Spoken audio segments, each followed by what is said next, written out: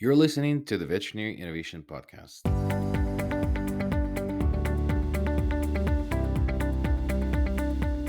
You're listening to the Veterinary Innovation Podcast. My name is Sean Wilkie, and along with my awesome co host, we interview the innovators in this space every week.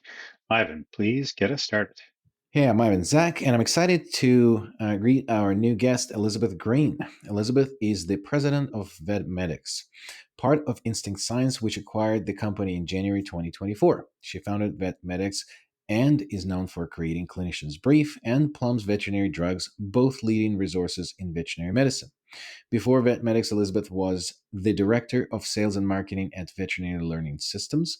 Her achievements have earned her recognition, including Folio's Top Woman in Media Entrepreneurship, the 2019 Gertrude Crane Award, and the 2020 Feather in Her Cap Award.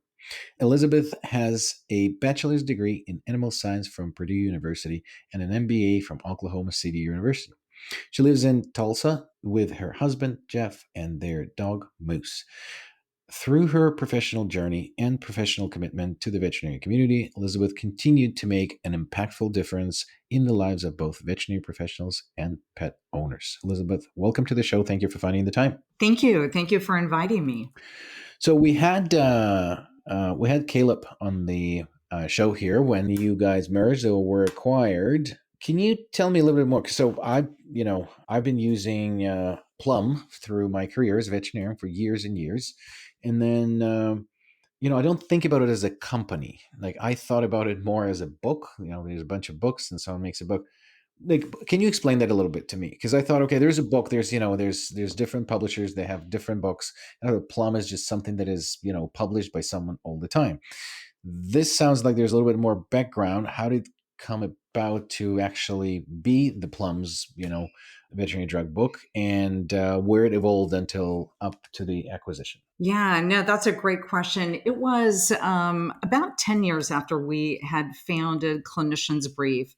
And Clinician's Brief was really a product, a journal that was focused on providing concise and trusted guidance, if you will, to veterinarians as they manage whatever cases came in during their time. But 10 years later, we said, as Clinician's Brief was very well established, we were looking for the next thing. And we said, what is the kind of information that veterinarians need every day? And we were told it's Plums, veterinary drugs. And so I got an introduction to Don Plum and discovered that they had a book.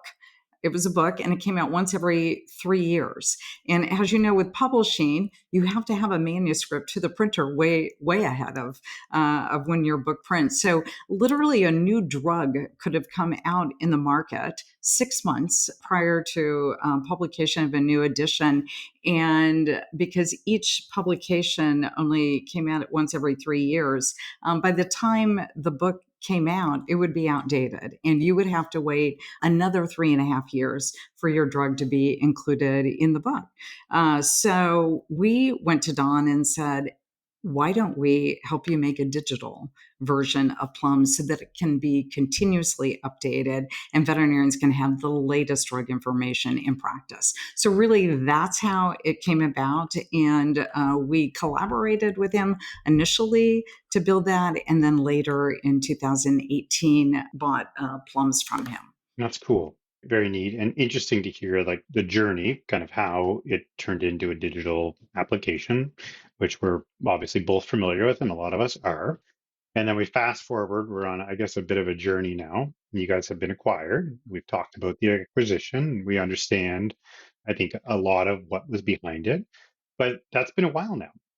We're on the other side of the acquisition. You're still there. You're still smiley and happy. So that's a good sign.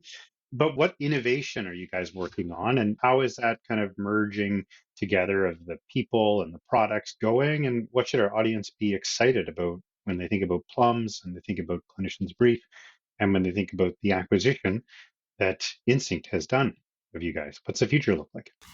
Yeah, well, as we look back at our company in VetMedux, we were really content builders, content and information. So that's really what our core competency is.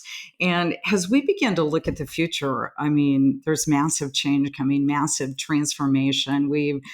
As we look at AI, as we look at what's going on with technology in general, we know that there's lots of change coming.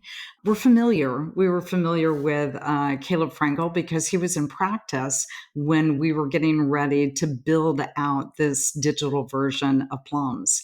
And I convinced him to leave practice and come and help us do that.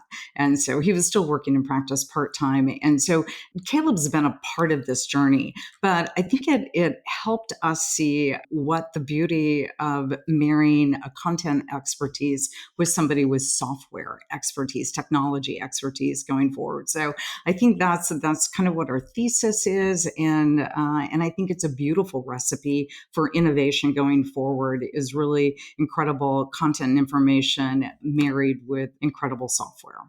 So I'm going to ask this a little bit of a curveball question. I was just thinking about it, and my world was turned upside down in the last 9 to 10 months with the AI and the large language models, and the areas of life and especially veterinary practice where it can be applied is changing. I just came from PI. We have a clinic there, and I was onboarding a new veterinarian, and we have so much technology. It was interesting because he said he's a young guy, way younger than me, and he said that I learned about AI in one day right now more than in my entire life. And I don't know if it was a good or bad comment, but there's so much application of it. The curveball question is that the resources that Plum, I would say, is it brave enough to say that it's the most comprehensive drug book in the world for veterinary medicine? But right now, all that content exists probably through AI and quite accurate, especially when it's searching. There's things like Perplexity that would go and search different sources and pretty much compile information like that. So my question is, do you think it was a really good timing to be acquired with the product like you have and then incorporated into another company with so much other sources being now available and just thrown into the world with no filter, no IP, no anything like that? Well, first of all, yes, I think it was a great time to join forces with Instinct. And I think when it comes to AI and IP and copyright, I think, that's a topic that all publishers and anyone who's been producing content is continue to be challenged by in this new era.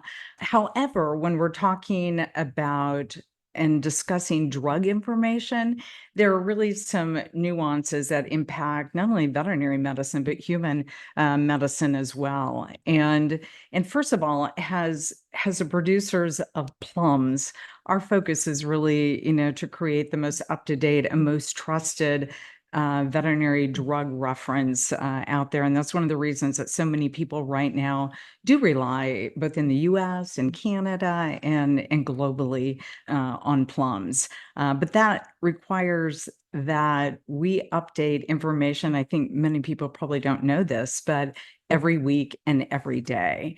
And first of all, I talked earlier about the half-life of medical information changing so rapidly, and that half-life becoming smaller and smaller as time goes on. Well, drug information is also constantly changing. And to compound that, 3 out of every 4 drugs in plums doesn't have an animal label claim. So our information is really a compilation of information that comes from studies, from consensus statements, proceedings, articles, label claims when we can get them, and even expert experience. And in some of that information is digital, some of it's analog, but all of it is peer reviewed. So veterinarians trust plums because this can be a life-threatening decision. About a year ago, I was at a veterinary conference and someone was demonstrating a new product, and they were showing how you could use ChatGPT to create a treatment plan for a particular case. And so when that case was over, I took that treatment plan back to my own medical team to review it and found out that the treatment plan had put together 2 drugs that are contraindicated. And so what seemed like it could have been a great solution actually was could have been a life-threatening one for this particular animal in case. So when it comes to relying on AI on something that could be life-threatening, it's a risk that most veterinarians can't take. So searching for drug dosages, on Google or other places isn't new, right? People have been looking at it for a long time, but there are these other nuances like interactions and a lot of other information that does come together in plums that have required people to rely on it and not other digital sources. It only takes one hallucinated dose or the wrong drug name, right, to be deadly. So all that said, we believe that AI is impressive. We believe that it's always improving. We believe there are a lot of things right now that AI is being used phenomenally for right now in practice, putting together soaps and patient records. We see a lot being used in diagnosis in a lot of areas that we think are really fine. And we are working on some really exciting projects, building AI into our platforms and this trusted content and putting it into new formats, right? And anyway, so lots of new things that very soon we'll be excited to talk to you about in more detail. Yeah, that makes a ton of sense. So, what does that innovation look like? What are the features that you're working on?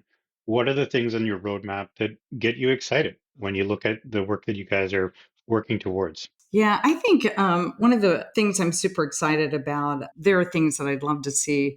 I'd like all my pet projects to be at the front part of the roadmap, right? But we all have to balance all of that. But I think one of the beauties of innovation, the first innovation we're working on is just integration. I know that's not sexy and that's not super fun to talk about, but I think it will be wonderful for practitioners, right? Because to not have to go to multiple resources to find information, to find the information built right into the software at the exact time that you need it.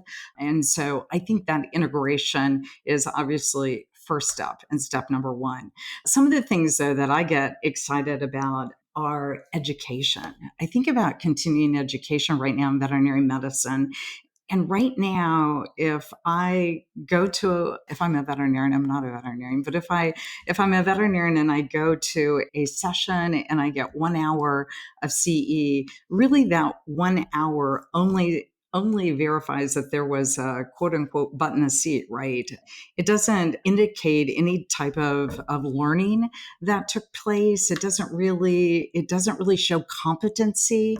And so I think the beauty for us going forward is looking at how we can transform continuing education with AI and information. So imagine that you're integrating, you're engaging with continuing education information, and that it's more of you have the opportunity to even be able to test skill set with that, where we can really tell what competency is, and maybe there's an area that somebody needs a little extra, information in that can immediately be served up to them as well. So I think there are a lot of things like that around education that are important.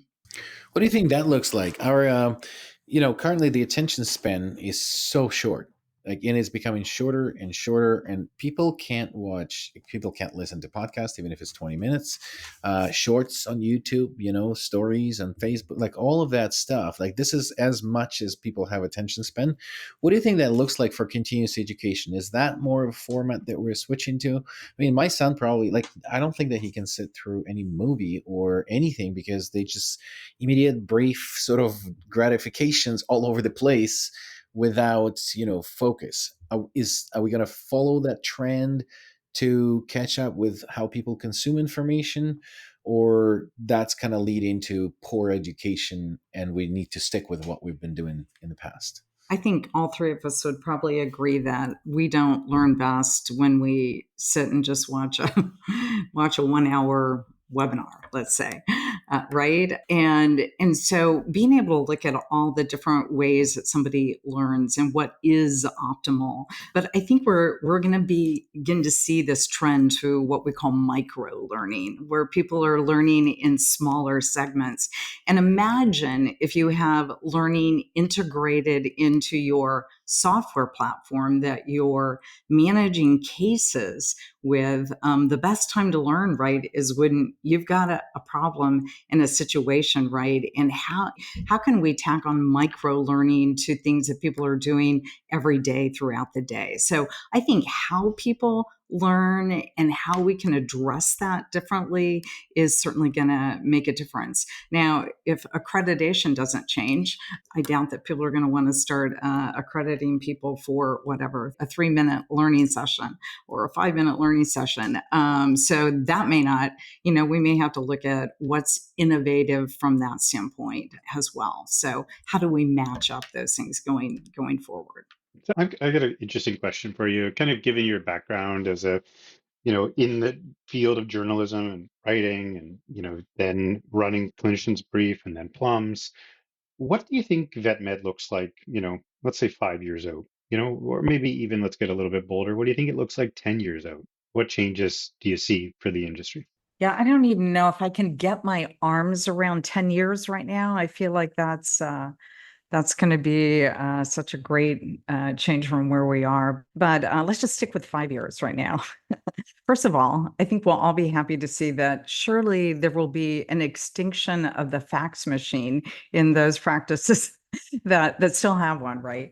I think from a content standpoint, we've seen this digital evolution from print to digital, and I think we'll continue to see changes in how information is served up and what that looks like. I think we're going to see, people won't just be going to websites anymore for content. So I think we'll continue to see changes. But I think because of AI, that we're going to continue to see massive digital transformation, in veterinary hospitals, and we're already seeing AI being used for, like I say, the patient soaps for diagnostic procedures. But I think even communication, like how prescriptions are being handled, communication with our clients, continue to be able to see efficiencies within workflows. And I also think that telemedicine continue to have impact on veterinary medicine. It doesn't always require a trip to a veterinarian or even the overhead, right, of that infrastructure of having a practice. So I think different models of how we provide services to pet owners is also going to change. I have to tell you that every time I go to a conference and I see tons and tons of innovative new technologies and startups coming, it makes me very excited about the industry and what is to come. So anyway, I think it's going to look very different, and I wish I had a crystal ball to tell you exactly how. Yeah, that makes a ton of sense. Well, listen, like every week, 20 minutes goes by super duper fast. Really interesting conversation. We've got a couple of questions to wrap up. First one is a YouTube video, a TED Talk, a book, something you found interesting or inspiring that you'd like to share with our audience. Well, I think because I tend to live in the here and now, the book that I'm reading right now is inspiring. And it's a book by Brené Brown called Dare to Lead. And I read Daring Greatly, her first book, like maybe a decade ago. And anyway, what's inspiring to me about that book right now, I think many of us feel a little anxiety as we look to the future. I know I went to a course at Singularity University in the fall of 2018. And at that time, listened to, what was going on in human medicine with AI. And I remember sitting there and being wide-eyed and full of wonder, right, in the first part of the session. And I remember by the middle of the day, I started to have like a panic attack thinking, oh my gosh, things are going to change so rapidly, and rapid change is not always comforting, maybe never comforting. And so what what I find comforting about Brene Brown's book is she talks about, the importance of courage to lead courageously. And that doesn't, that you can lead whatever position you have in any organization, right? But the importance that if you're going to have strong courage, you have to be vulnerable. And I think that's really apropos as we begin to look at how much our world is going to change, how much AI is going to change, not just from within our businesses, but socially. What is going to happen in our culture. So that's a great one that I'm reading right now. So Excellent. That's the one on my list as well. So just a reminder for me to download it. Thank you for that. And the second question that we usually ask, is there a guest that you would recommend, an innovator in our industry, to be on this podcast? I have to double check to make sure you haven't interviewed her before. One of them is Dr. Audrey Weistrach. Have you interviewed Audrey? She's the CEO of Petfolk. And I think Audrey is doing, first of all, not only is she a veterinarian, but she's doing an incredible amount of innovation, building like a concierge type approach and model to veterinary medicine. And so as we talk about the changing needs and desires of these younger generations of pet owners, I think that what she's building is really powerful. And I think she's got a great story to go along with that. Thank you so much for listening to the Veterinary Innovation Podcast. If you want to hear about our new episodes, please follow us on any social media channel. Also, you can check out our website at veterinarynnovationpodcast.com. See you next week.